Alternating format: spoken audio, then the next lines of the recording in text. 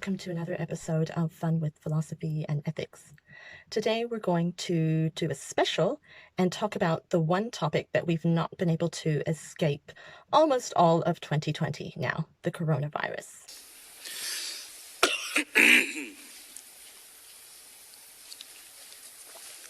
Don't worry, it's not corona. Someone asked me to do a video along how we can find meaning in life in spite of not being able to go to any of the fun places that we want to go to. For example, the cinema, hanging out with friends, going out catching up for a cup of coffee, going on a date, going to see sports. We can't do any of these things now. And honestly, a lot of people are really feeling it. We're feeling anxious. We're feeling frustrated, we're feeling emotional, and if it's going to carry on like this much longer, we might even ask ourselves, well, what's the point in living? Why are we doing the lockdown to save our lives if our lives are, now that we're in lockdown, not worth living in the first place? So I think that's a really good question, and philosophy is all about just that. Thinking about the questions that come to mind, thinking about the events and circumstances that we're dealing with, and thinking about what kind of response we want to take towards them. So when I was 18, I was a health fanatic, and I didn't want to eat any sugar.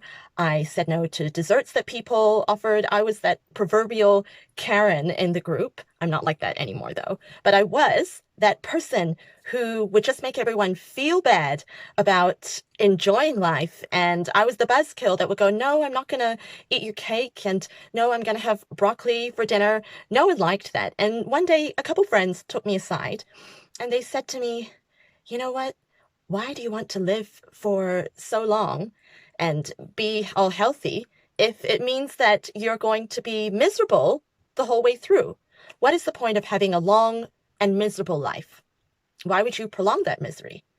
So then I thought about it and I decided that I could take a more balanced approach and I would try and enjoy myself. So I'm much more fun these days. But in all honesty, we are not in control of the approach that is being taken. So the real question is, if we're going to carry on in this locked down state, if there is no cure that's going to be discovered in the next 5 years or 10 years, if this is to be our new reality, how are we going to approach it? Well, if you want to consider the meaning of life in a particular set of circumstances, then you should probably think about the meaning of life in any set of circumstances. And that is down to the individual, really. So then it depends on your value system. And that is completely different for each person because life takes the meaning that you as an individual give to it. So probably the first thing that I would recommend doing is sitting down and listing out what is important to you. For some people, happiness is number one. For others, it's having a lot of money. For other people, it's just spending quality time with the right people who are like-minded and who make them feel good about themselves. So it depends on what's important to you. Is it accomplishment? Is it family? Is it financial success? Is it faith? Is it creativity? The good news is you will still be able to pursue all of those different kinds of values in the new world that we may find ourselves in. So let's take a moment to imagine what this new world might look like. Some people have raised some different ideas about this, and honestly, I find it quite excitingly different. So when we're looking to the future and we're analyzing what our next move is going to be, what goals we want to set for ourselves, and how we're going to set up a life that pursues our values, one of the techniques that is commonly used is called horizon scanning.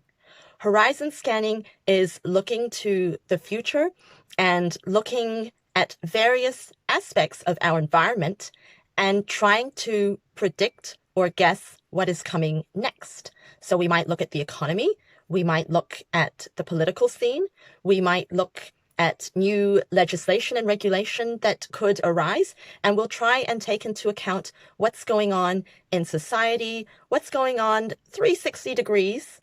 And then after we've done our guesswork, then we're going to decide how we're going to set goals and pursue the things that matter to us based on what we can control, given those circumstances.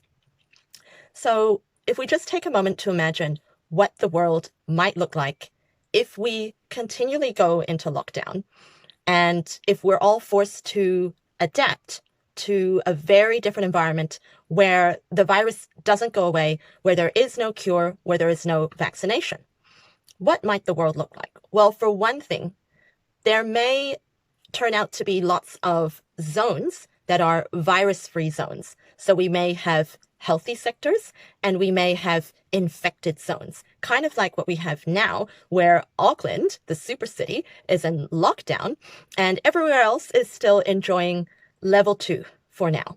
So when we have zones where there is no virus and zones that are infected, what we will find is that humans will gradually adapt to the new environmental structure. So all of the money, all of the labor will flow from the infected zones out, if they can get out, into the virus-free zones. So you're going to find two different worlds or two different realities going on where the virus-free zones will enjoy more freedoms. They'll enjoy something closer to what we might remember as being normal. And the zones where the infection is not under control, we're probably not going to see a lot of business activity. We're not going to see a lot of people going out and having fun. So for those people who are stuck in those zones, what can they expect for the future and what sort of activities might they get up to? To be honest, if this virus doesn't go away, I think that we are going to be looking at a much more virtual world than we have now. And for all those people who are already very stuck into the virtual world, this is not about you. You might have been saying, yeah, it's a great world. I've been here for many years now, ever since I finished high school. You know, I've been gaming. I have all my friends here. This is about the rest of the world that has been out there doing other things, now possibly shifting into the virtual space. Has anyone seen the movie Ready Player One? I think that's what it's called. So in Ready Player One, the whole world has basically been destroyed. It's rubbish. So the economy has failed, buildings and all the current structures that we know and enjoy now have all collapsed, and their resources are much scarcer, and it's just not a very nice place to be. So in Ready Player One, in this movie, most of the people then move into the virtual world, and that's how they escape and where they spend most of their time. Now, that sounds a little bit depressing, but if you think about it, if push came to shove and the outside world were absolutely unbearable, I think that's probably where a lot of us might end up heading next. So we might see people in the future interacting with their friends virtually in a cafe or virtually going to the supermarket, if that is your pastime. So you might be able to do your online shopping in a virtual realm. You might be able to meet your friends, go to the movies, date, and do all those things using a VR headset and meeting in this other realm. I also think we're going to see a lot more things taking place locally. So we're probably going to see a lot of people really localized in their bubbles, in regions, and less long distance travel. So we're already seeing something like that with everyone restricted to the countries that they're in. And as the disease moves further across the globe, if it is not able to be brought under control, then I imagine that we'll be seeing more localization. So people only able to go to their local supermarkets, see their friends locally, and stay within their zone to prevent the virus from moving from region to region. So we might see more virtual activity. We might see more people restricted to individual zones. And we also might see, as we are seeing now, a lot of new products coming out that will relate to the new environment. So the other day, I saw a very peculiar face mask. It was made of rubber, and it had a rubber seal that went over the nose and mouth, but the guard in front of your nose and mouth was actually clear. It was some kind of clear rubber or plastic so that you could still look like a human being. You could still show your face, but your germs were obviously sealed off. So if you wore this mask, you would have a rubber ring going like this around your nose and mouth, but your germs wouldn't spread, and you would still probably look a little bit more human than if you had your whole lower half of your face covered. Now, I don't know how that product is going to do on the market. To me, it looked a little bit weird, but it's just an example of how people are responding and they are adapting and making new products that they think people might want in the new environment. So I think that is going to be something that we'll be seeing a lot of as well. All that to say, I think that humans are incredibly resilient. In spite of the difficult times that we find ourselves in, I still like to tell myself that the future is going to be bright and we're going to be okay. We have so many brilliant minds out there, and we have a very strong will to live. If anyone is more qualified to comment on searching for meaning in trying circumstances, I would say that would be Viktor E. Frankl. He was a psychologist who survived the Nazi concentration camps and also wrote the book Man's Search for Meaning. His book could be summarized by boiling down the meaning that we find into two areas. One is rising to a challenge and accomplishment, and the other is love. And I like to think that in spite of the difficulty of the current circumstances, we humans were resilient, and I think we'll find ways to do both.